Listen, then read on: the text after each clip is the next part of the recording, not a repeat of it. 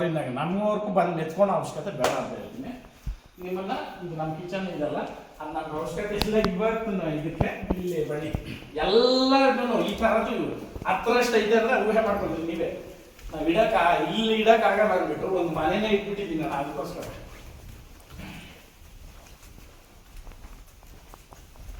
ಆಮೇಲೆ ನಮ್ಮ ಮನೆಯಲ್ಲಿ ಇಂಥದ್ದಿಲ್ಲ ಅನ್ನೋಂಗಿಲ್ಲ. ಹೋಮ್ ಥಿಯೇಟ್ರಿಂದ ಇದ್ರು ಬಾರ್ ಕೌಂಟ್ರಿಂದ ಎಲ್ಲ ಮಾಡಿಸಿದ್ದೀನಿ. ಗ್ಲಾಸ್ ಹೌಸಿಂದ ಇದ್ದು ಬಡೆಗೆ ಇದು ಹೆಂಗೆ ಅಂತಂದರೆ ಇದು ನನ್ನ ರೂಮ್. ಮದುವೆ ಆದಮೇಲೆ ನಾನು ಇಲ್ಲಿಗೆ ಬಂದಿದ್ದು. ಅದಾವ್ರಿಗೂ ನಾನು ಹಳೆ ಮನೆಯಲ್ಲೇ ಇದ್ದೆ. ಈ ಮನೆ ಕಟ್ಟಿದ ಮೇಲೂ ನಾನು ಇಲ್ಲಿ ಬಂದಿಲ್ಲ. ಮನೆಯಲ್ಲೆಲ್ಲ ಏನು ಮಾಡಿದ್ರು, ಇಲ್ಲ ನೀನು ಇರಬೇಕಿಲ್ಲಿ, ಮನೆ ಕಟ್ಬಿಟ್ಟು ನೀನು ನಾನು ಅಲ್ಲೇ ಇದ್ದೆ, ಬಂದಿರಲಿಲ್ಲ ಇಲ್ಲಿಗೆ. ಈ ಮನೆ ಕಟ್ಟಿದ್ರು ನಮ್ಮ ಅಜ್ಜಿ ನಮ್ಮ ಅಮ್ಮ ನಮ್ಮ ಅವರು ಇರೋರು. ಆಮೇಲೆ ಇಲ್ಲಿಗೆ ಬಂದಿದ್ದು. ಇಲ್ಲಿ ಒಂದಷ್ಟು ಇಟ್ಕೊಂಡಿದ್ದೀನಿ ಅಷ್ಟೇ, ಬೇಕಾದ ಫೋಟೋಸು. ಇಲ್ಲಿಂದ ಈಚೆ ನೋಡಿ ಅಲ್ಲಿ ಒಂದು ಬೊಂಬೆ ಐತಲ್ಲ, ಇದರಿಂದ ಕಿಕ್ಔಟ್ ಮಾಡ್ತೀನಿ. ಯಾಕಂತಂದರೆ ಮನುಷ್ಯನ ಒದೆಯೋಕ್ಕಾಗಲ್ಲ ಇಲ್ಲ ಅವರು. ಇದು ನಾನೇನೇ ಪ್ರೀತಿಯಿಂದ ತಂದುಕೊಟ್ಟಿದ್ದು. ಎಲ್ಲಿ ಅಂತ ಕೂಡ ಹೇಳ್ತೀನಿ, ಈ ವಂಡರ್ಲಾಗ್ ಹೋಗೋ ಹತ್ರ ರೋಡ್ ಸೈಡ್ ಇಕ್ತಾರೆ ಗೊತ್ತಾ. ನಾನು ಸುಮ್ಮನೆ ಮಾಲ್ಗಳಲ್ಲಿ ತಂದುಬಿಟ್ಟೆ 50,000 ಕೊಟ್ಟು ಬಿಲ್ಡಪ್ ಕೊಡಲ್ಲ. ಅವತ್ತು ಅದೆಷ್ಟು 1500-600 ರೂಪಾಯಿ ಇರಬೇಕು. 1500-600 ರೂಪಾಯಿ ಅಲ್ಲ ಬೆಲೆ. ಅದು ಕೊಟ್ಟಿರ್ತಕ್ಕಂಥ ಟೈಮು, ಕೊಟ್ಟಿರ್ತಕ್ಕಂಥ ವ್ಯಕ್ತಿ ಬರೋದು ಮೇನು. ಅದನ್ನು ಪಕ್ಕ ಕೂಡ ಹಿಂಗೆ ಗ್ಯಾಪ್ ಐತೆ ನೋಡಿ, ಅದು ಹೆಂಗೈತೆ ಹಂಗೆ ಐತೆ, ಅಷ್ಟು ಕೂಡ ಜರುಗಿಸಿಲ್ಲ. ಆದರೂ ತೆಗೆದು ತೋರಿಸ್ತೀನಿ ನಿಮಗೆ. ಒಂದ್ಸಲಿ ನಾನು ಸೆಂಟ್ರಲ್ಲಿ ಕೆಲವೊಂದು ವಿಚಾರಗಳು ಬಂದಾಗ ತೆಗೆದಿದ್ದೆ. ಅದನ್ನು ವಿಚಾರ ಏನಂತಂದರೆ, ನಾನು ಒಡವೆ 1.5 kg ಬಂಗಾರನ ನಮ್ಮ ಕಡೆ ಶಾಸ್ತ್ರ ಮಾಡೋದು ಬೆಳಿಗ್ಗೆ.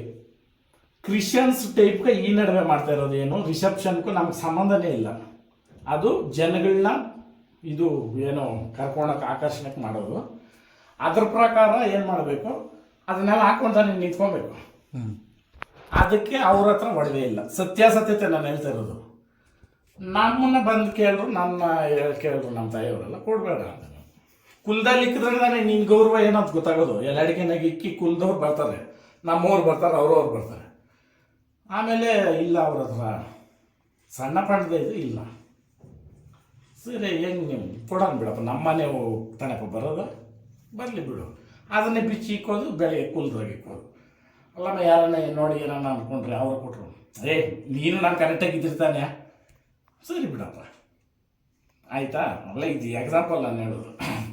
ಅದಾದಮೇಲೆ ಇದನ್ನು ನಾನು ತೆಗ್ದಿದ್ರೆ ಇದನ್ನ ಮುಟ್ಕೊಂಡು ಹೇಳ್ತೀನಿ, ನಂದೇ ಮನೆ, ಇಲ್ಲಿ ಏನು ಬಿಸಾಕ್ರು ನಾನು ಕೇಳೋರಲ್ಲಿ ಏನು ಇದು ಮಾಡೋದಿಲ್ಲ. 2 ಸಲ ತೆಗ್ದಿರ್ತೀನಿ.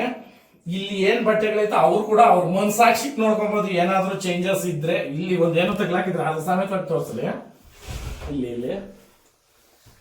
ಇಲ್ಲಿ ದೇವ್ರಿಟ್ಟಿರೋದು ಕೂಡ ನೋಡ್ಬೋದು. ಇಲ್ಲ ಈ ಪಿನ್ ಏನಾದರೂ ಬೇರೆ ಆಗಿದ್ರೆ, ಯಾಕಂತಂದ್ರೆ ಒಂದು ವ್ಯಕ್ತಿತ್ವಕ್ಕೆ ಆ ಸಂಬಂಧಕ್ಕೆ ನಾವು ಕೊಟ್ಟಿರೋ ಬೆಲೆಗೆ ನಮ್ಮ ಮನೆ ಚಪ್ಪಲಿ ಕೂಡ ಇಲ್ದಿರೋ ಇರೋಷ್ಟು ಮನ್ಸಲ್ಲಿ ಕೊಡ್ರೆ ನಾನು ಯಾವ ಚಪ್ಪಲಿನಲ್ಲಿರೋ ಧೂಳು ಕೂಡ ಸಮಾನ ಅಲ್ಲ. ನಾನು ನಿರ್ಧಾರ ಮಾಡಿದ್ಮೇಲೆ ಬೇರೆಯವ್ರ ಥರ ಸುಮ್ಮನೆ ವಿಡಿಯೋಗಳು ಮಾಡಿಕೊಂಡು ನಾನು ಇಲ್ದಿದ್ದವಾಗೆಲ್ಲ ಮಾಡೋದು. ನಾನು ಇವಾಗ ಬಂದಿದ್ದೀನಿ, ಬಂದು 5 ವರ್ಷ ಆಗಿದೆ. ಇದು ಬಿಗ್ ಬಾಸ್ಗೆ ಹೋಗಿ ಬಂದು 2 ವರ್ಷ ಹತ್ರ ಆಯಿತು. ನನ್ನ ಲೈಫಲ್ಲಿ ಈ ಡ್ಯಾಶ್ ಹೋಗಿ 5 ವರ್ಷ ಮೇಲೆ ಆಗ್ತೈತೆ. ಪ್ರಾಪರಾಗಿ ಗೊತ್ತಿಲ್ಲ ಯಾಕೆ ನೋವಾಗ್ತೈತೆ ಅಂದರೆ, ಒಬ್ರೊಬ್ರು ಬಂದು ಕ್ವಶನ್ ಹೆಂಗೆ ಕೇಳ್ತಾರೆ ಅಂತಂದರೆ ಆನ್ಸರ್ ಕೊಡೋಕ್ಕೆ ಆಗಲ್ಲ ಆ ಟೈಮಲ್ಲಿ. ಅವ್ರು ತಿಳ್ಕೊಳಲ್ಲ ಅವ್ರ ಮನಸ್ಥಿತಿ ಹೆಂಗೆ ಇರ್ತೈತೆ. ನಾವು ಈ ಪ್ರಶ್ನೆ ಕೇಳಿದ್ರೆ ಅವ್ರು ಎಷ್ಟು ನೋತಿದ್ದಾರೆ ಅಂತ ಕೇಳಲ್ಲ ಅವರು. ಇದರಲ್ಲಿ ನಾನು ಇದು ಇರ್ತೈತೆ, ಇದು ನಂದೇನೆ. ಇದನ್ನ 1000 ಸಲ ಓಪನ್ ಮಾಡ್ತೀನಿ. ಯಾಕಂದ್ರೆ ಬೆಳಿಗ್ಗೆ ಸಾಯಂಕಾಲ ಇದನ್ನ ಟಾಯ್ಲೆಟ್ ಯೂಸ್ ಮಾಡಿರ್ತೀನಿ. ಇದೇನಾದರೂ ಈ ಕಲರ್ಗಳ ಸಮೇತವಾಗಿ ಅವ್ರ ಆತ್ಮ ಮುಟ್ಕೊಂಡು ಹೇಳ್ಬೇಕು. ಸೊ ಡ್ಯಾಶ್ ನಮ್ಮ ಜೀವನದಿಂದ ಹೋಗಿರೋ ಡ್ಯಾಶ್ಗೆ ಹೇಳ್ತಾ ಇರೋದು, ಆ ಡ್ಯಾಶ್ ಅಂಡ್ ಡ್ಯಾಶ್ ಫ್ಯಾಮಿಲಿಗೂ ಹೇಳ್ತಾ ಇರೋದು. ಇದರಲ್ಲಿ ಏನಾದರೂ ಒಂದು ವ್ಯತ್ಯಾಸ ಆಗಿದ್ರು ಕೂಡ ನಾವು ಬದುಕೋದೇ ಸಾಕ್ಷಿ. ಆಯ್ತಾ. ಮೀಡಿಯಾ ಐತೆ, ಮೀಡಿಯಾ ಬಂದ್ಬಿಟ್ಟು ಅವ್ರು ಹೇಳ್ಬಿಟ್ಟು ಇದನ್ನ ಇವತ್ತೇ ನಾನು ಎಳ್ದಿರೋದು. ಇದು ಎಳ್ಬಿಡಪ್ಪ, ಇದು ಆಗ್ತಿತ್ತು ನೋಡು. ಅವೆಲ್ಲ ಸುಮಾರು ದಿನ ಆಯ್ತಲ್ಲ ಕಟ್ಕೊಂಡ್ಬಿಟ್ಟವೆ. ಈ ನನ್ನ ಜೀವನದ ಡ್ಯಾಶ್ ಅಂಡ್ ಡ್ಯಾಶ್ದು ಇಷ್ಟೇ. ಇರಪ್ಪ ಇಲ್ಲೇನೈತೆ ಇಷ್ಟು, ಅಲ್ಲೇನು ತೋರಿಸ್ತೆ ಇಷ್ಟು. ನೀನು ಬಾಳಿ ಬದುಕಬೇಕು ಅನ್ನೋ ಜಾಗದಲ್ಲಿ ಇದು ನಾನು ಸಿಂಪಲ್ ಇರೋದು, ಇನ್ನ ಇದು ಬೇರೆ ರೂಮ್ಗಳಲ್ಲೆಲ್ಲ. ಅರ್ಥ ಮಾಡ್ಕೊಳ್ತೀನಿ, ಜನಕ್ಕೆ ಬಿಟ್ಟಿರ್ತೀನಿ ನಾನೆಲ್ಲ.